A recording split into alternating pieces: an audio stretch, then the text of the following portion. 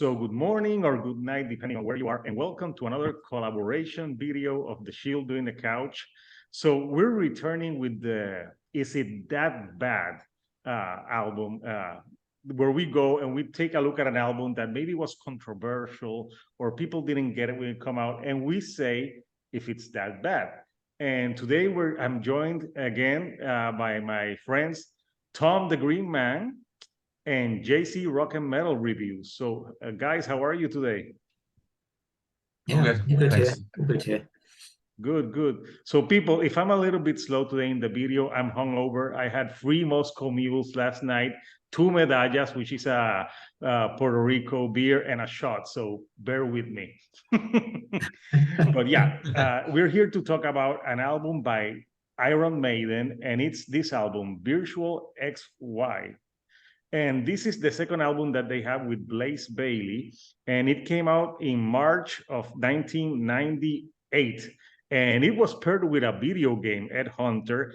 And it's an album that when it came out, it got mixed reviews. And we're here to talk about it to see if the mixed reviews were, warranted or not. So we're going to start maybe today with JC Rock and Metal Reviews.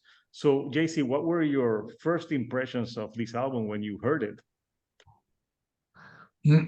Okay, I kind of have a story with this one. I was, in the 90s listening to like mostly grunge, so I kind of lost track of Iron Maiden. I think the last Maiden album I bought in the 90s was Fear of the Dark. And when X Factor came out, I didn't even remember that being come out. So I didn't even know like Bruce Dickinson was on it. So one day, I was at home, and back where I lived in Long Island back then, there was this radio station that played. It was a college radio station that played like metal music during the weekend. So I was listening in the morning, and they announced that they're going to play the entire Iron Maiden album in full. So I'm thinking that's cool. So I'm going through all of my like cassettes because I want to like re-record it off my boombox. And I know I'm like definitely showing my age by saying those things, but I ended up recording the entire album on one side of a cassette, and after that I've listened to it a lot. So it's an album that I was kind of surprised because I didn't know Bruce Dickinson left. I didn't know who the singer was. I thought it was okay. I mean, it's Iron Maiden. They have a really great discography. So you're holding it up against their other albums. It doesn't really match up. But I think it has some good parts.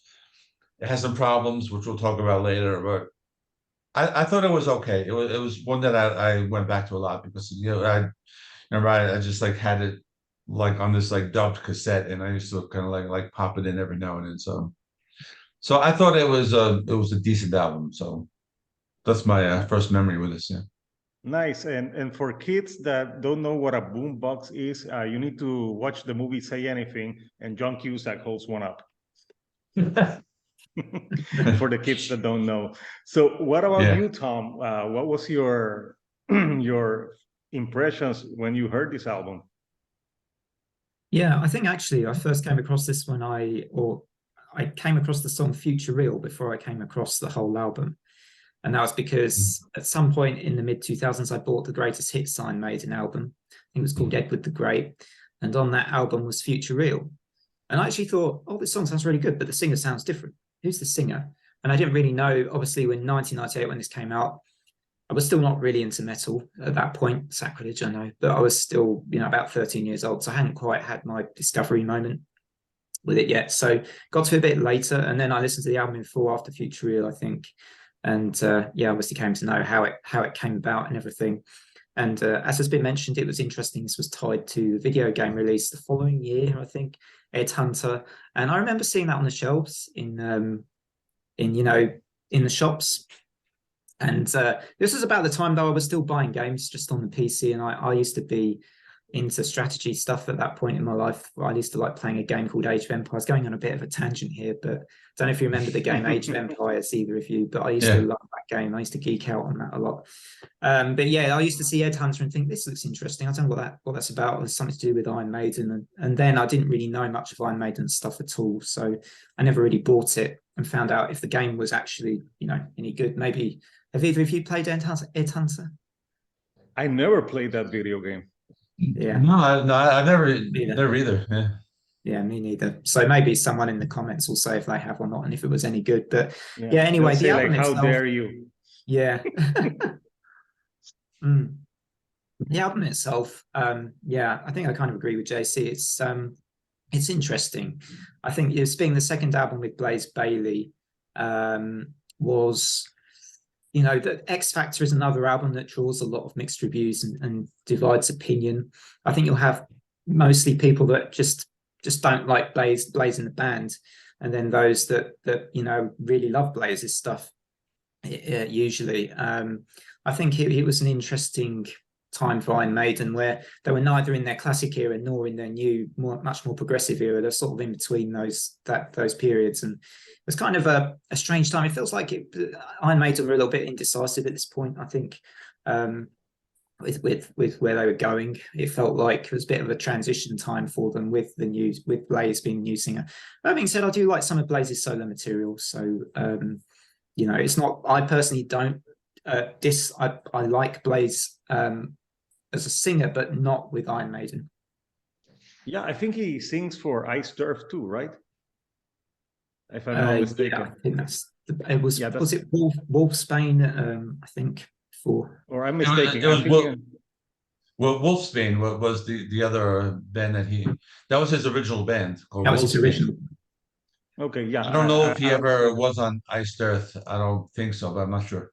I'm not sure if someone comment, but I thought so. But so yeah, that's interesting. So yeah, I think we're going to me. So actually, I never heard this album until a few weeks ago. At that time, in 1995 to 1998, I wasn't. The last album that I heard from Iron Maiden at that time was Fear of the Dark, and I was pretty much into like alternative and new metal and partying. So I think I forgot about Iron Maiden. I didn't even know that they were a band at that point. You know, it's a hard time for Iron Maiden to put out an album because at that point, maybe a lot of people like wrote them off or didn't pay attention to it. But yeah, I listened to this album, and I only remember I have listened only to the Clansman and Future Real because you know Bruce Dickinson sings those songs live. So this is my impression. I was listening to them with Blaze's vocals, and they sounded weird because I was used to listening to those songs with Bruce Dickinson singing. So I'm like, yeah, they sound different because I'm used to. I didn't even know that those songs. I thought that those songs were always Bruce Dickinson for some reason. But yeah, like I think the album, you know, it has some quality to it. It's interesting, like yeah. But we'll talk further on about that. But yeah, I enjoyed it, and I think Blaze Bayley's vocals, you know, they're not bad. It's just so hard to follow Bruce Dickinson. You know, it's like we have to give the guy a break. He's following like one of the greatest mental frontmans of all time, in my opinion.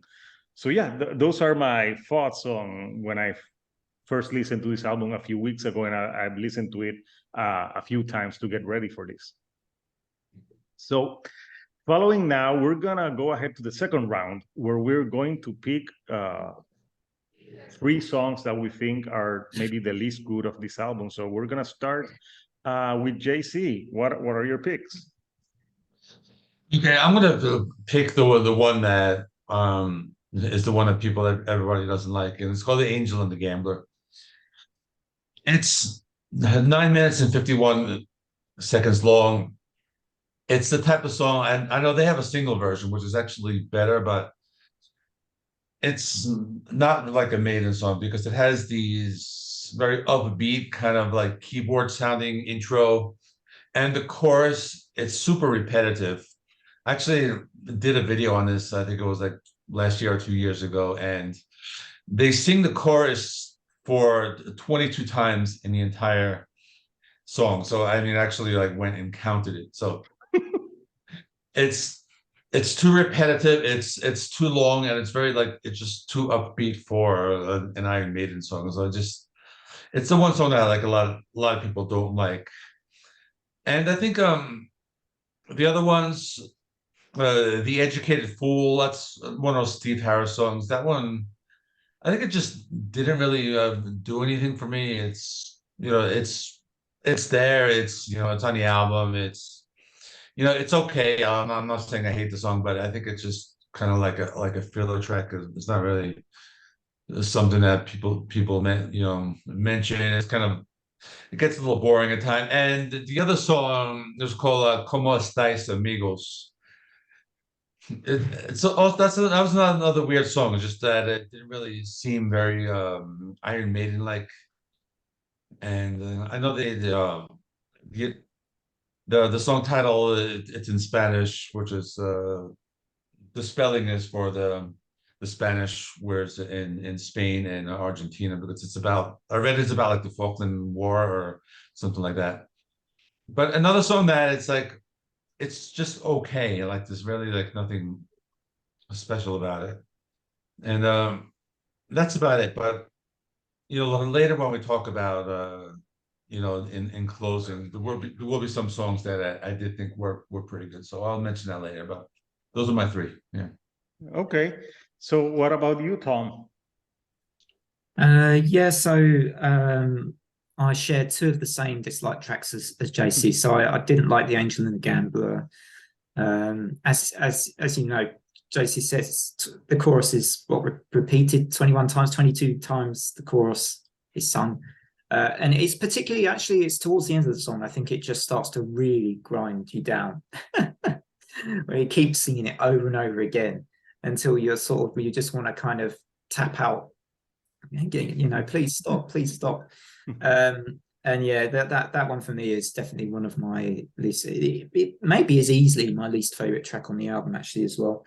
I'm not very keen on Lightning Strikes Twice, although it's shorter at least, so it's a bit more bearable than The Angel and the Gambler. I don't know. It just feels like the chorus is just very, very simple to me. Not that having a simple chorus is always a bad thing, but for me, I just didn't find it gave me anything to really get excited about. And lastly, I also think my last one was Como Estas Amigos. As JC said, that's also just a kind of strange track, really. I don't know if I particularly disliked it, but it was just weird at the end of the album. Yeah, I couldn't really sort of see it fit with the overall flow of the album much. But yeah, those are my three least favorites from Virtual 11. Nice. I think we almost have the same songs as bad. So yeah. So for me, I also picked The Angel and the Gambler. First of all, it doesn't sound like an Iron Maiden song. I thought it was a Deep Purple song. It had too many keywords. Like you say, they keep repeating the same thing for 9 minutes. And you're like, okay, yeah, we get it. Shut the fuck up. Like, like I would just imagine them playing that song and everyone being like, is it over yet? Like, even though it's 9 minutes, it kind of feels longer because it's so repetitive. So yeah, I agree with that. I agree with you with Lightning Strikes Twice. That to me sounds like it would be like a Motley Crue song, like glam metal. I don't know. Even the title of the song, it's not bad. It's meh. It's okay. And Como Estáis, Amigos? When I saw the title, I'm like, that's a weird title. I don't know why I thought of Rammstein Te Quiero Puta or something. Yeah, but yeah, the song, it's like first of all, it's the song to end the album, and it's a super weak album closer. Like they should have ended this album with The Clansman. Yeah. Like that's an epic song, but Como Estáis, Amigos? It's like an afterthought. It's like a plus. I don't know why it's named Como Estáis, Amigos, because they don't say it ever on the track. I was thinking sometime on the track it was gonna be like "Cómo estáis, amigos," like with some Mexican music in the background or something. But yeah, yeah, that song is just boring, and for an album closer, I want something epic.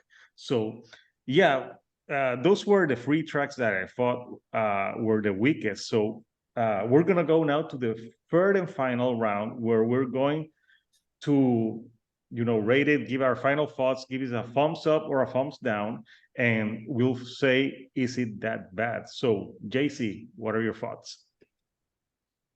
Okay. I don't think it's that bad, because the one song I want to talk about is the Klansman. That's a really good song. It's a song they play live.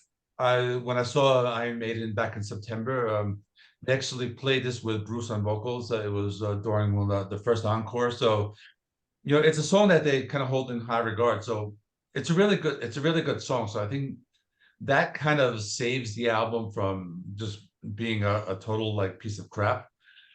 And also, I would say Future Real. It's a pretty decent song. I think it's like the shortest Iron Maiden song ever. It's like a 3-minute song. It's upbeat. It's catchy. It's kind of like one of those Iron Maiden singles. So I think that one is decent. But other than the songs, then like the Angel and the Gambler, which is really bad, the other songs are kind of like just okay.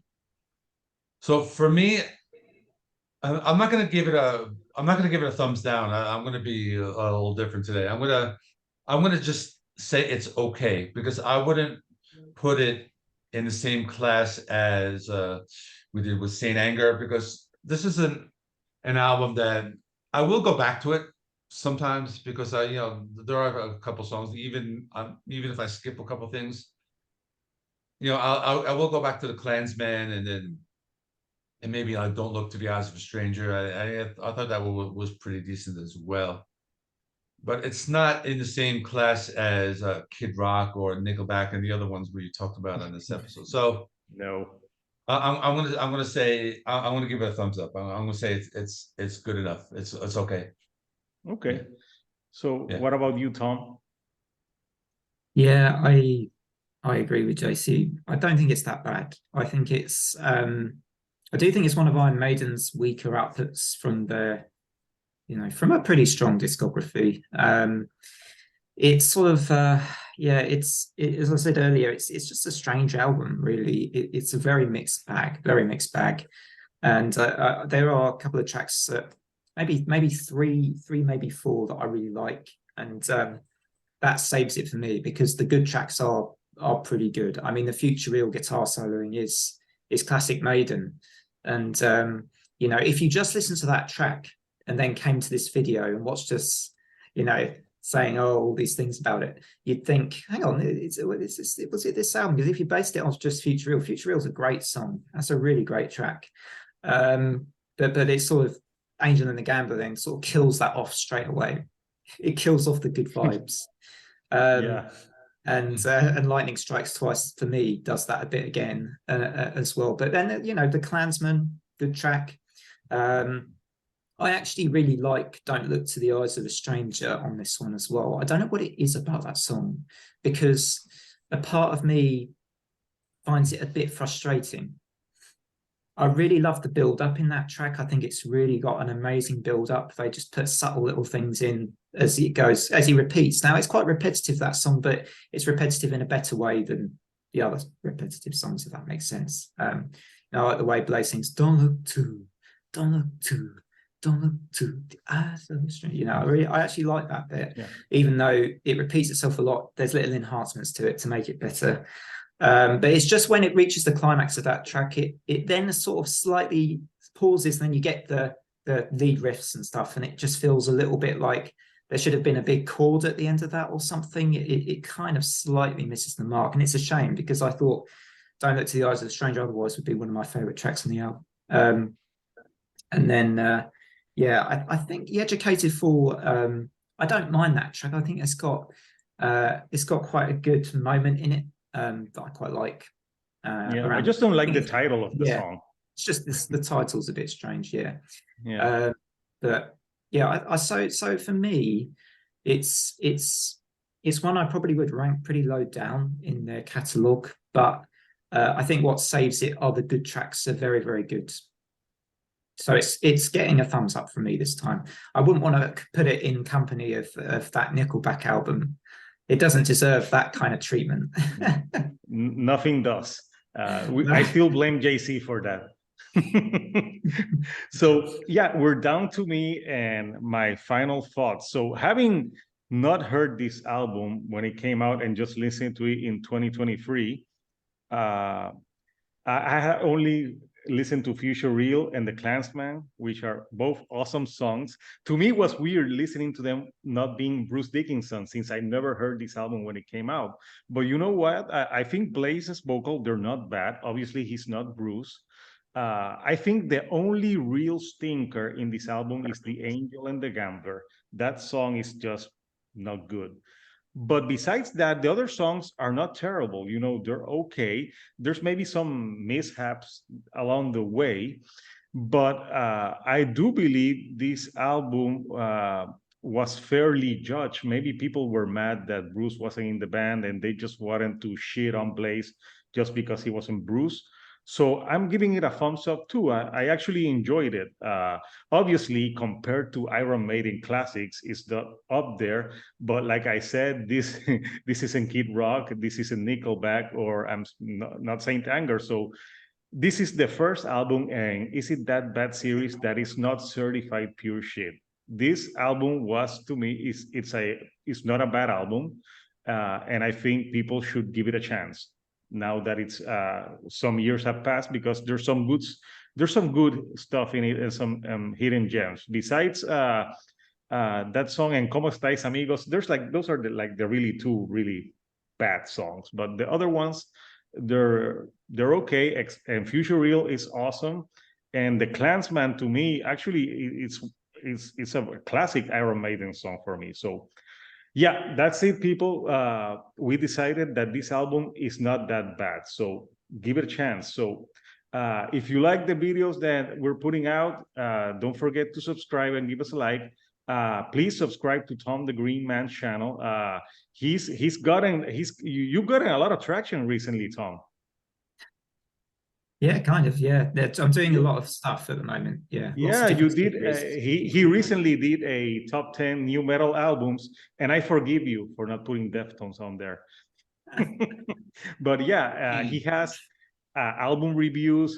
He also has a new series about shoegaze. So if you love shoegaze, check out those series. I did one of the videos. And also he's got rankings of horror movies and books. So if you like that sort of stuff, subscribe to Tom the Green Man's channel.